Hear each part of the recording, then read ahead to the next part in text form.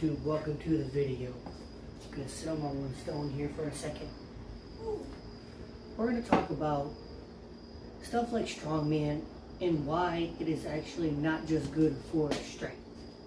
Strongman is great. I love strongman. In fact, I have these Atlas stones right here. One I'm sitting on. I'm probably going to have to move my camera down a little bit for you to see them. This is actually my 180, which I actually, for the first time ever, was able to pick up and put it up. I'll probably put a clip on it right now.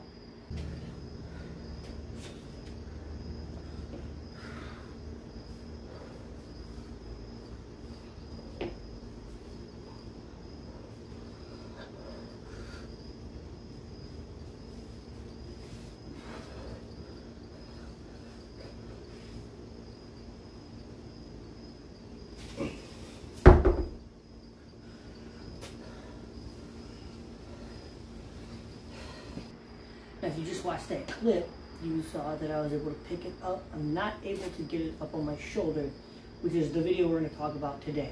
We're also going to talk about form and why I think Atlas stones are a great addition to a lot of people's training. Not saying that everybody has to do them, but there are a lot of benefits to them. I'm going to explain to you why. Let me move this 180 stone real quick. Alright guys, welcome back to the video. I actually have my just 100-pound stone to give you technique. Reason I'm doing with that 180 stone is it takes all of my confidence just to lift that thing up, as you guys probably saw in the video. This is 100 pounds, it's about 97, I'm sorry, 97. Then I have a 130 that I normally do carries with. Again, that one takes my full concentration to actually carry it. So we're going to go with the light one just to, so that I can actually talk over technique, because technique is very important. So, how do you Atlas stone? I'm going to get into why I think Atlas stones are great after I talk about form. So, first thing is you want to be right up against it. You don't want to be out here, you don't want to be here, right up against it. Okay? Second thing, always keep your arms straight. When you talk to strongmen, one of the biggest things that happens when they do Atlas stones is they tear their bicep.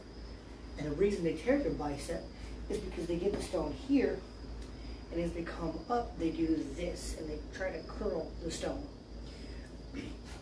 Light stone like this, okay, I can curl 97 pounds. I can get away with it. I do that 180 stone, I tear a bicep or worse. So always keep your arms straight. When you get them under, keep them there. Lock them out, right? Sorry, just a big thing that I've learned. So, you're gonna be here. You want to be under and even with. Keep your back straight. I would always recommend taking a big breath in before you get down for bracing purposes. So, and you hold it as best that you can, okay? For me, I brace, come down, breathe out, and brace one more time. It's just a technique that seems to work for me. That being said, by breathing out, yes, I can lose a lot of tightness. So, I breathe in, get down,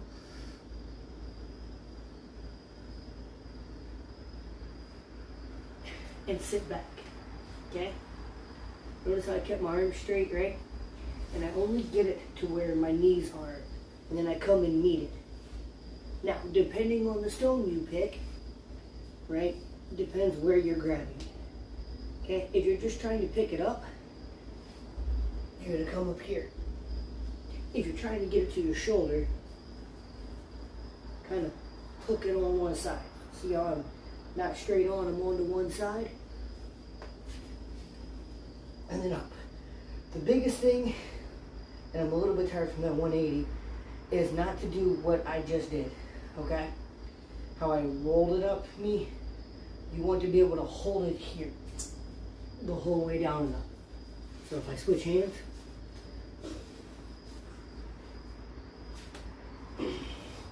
that was a little bit better. Still a little bit off, but you guys see. Now, whew, once you have it up here, Your goal is to take regular steps. Okay? As I'm walking towards the camera, I'm taking regular steps. And I'm not leaning to one side, or at least I'm not trying to. And to be honest with you, just do this.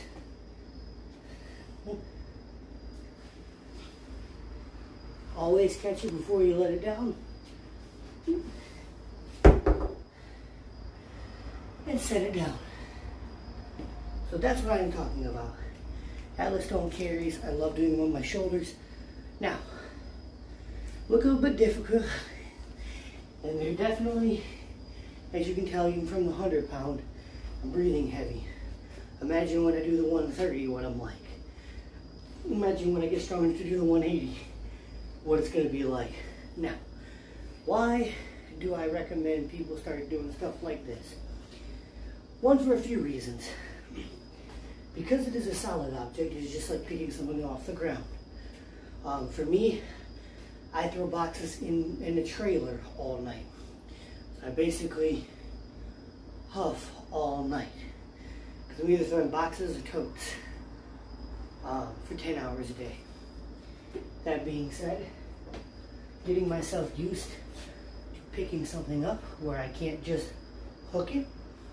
Because when you're grabbing boxes, there's no grip. You can't just grab a box. You have to learn how to hold it and stand up. Much like if you're moving boxes, if you're trying to move, you know, say you sell your place. To me, it is a functional movement. Secondly, it is cardio, especially just hold it up here or hold it on your shoulder. Both are super difficult. Both require a lot of breathing. Walking is the next one. How I would progress that is get it to here and hold it for a little bit and then down and then get it to your shoulder and be able to hold it a little bit and then get it to your shoulder and then walk with it. And I would recommend going to both shoulders. Again, I don't know if because I'm tired, I don't know if I reiterated why I like it. It is cardio, it is strength training, it is a functional movement, something that I can use in real life, especially with the job that I have right now.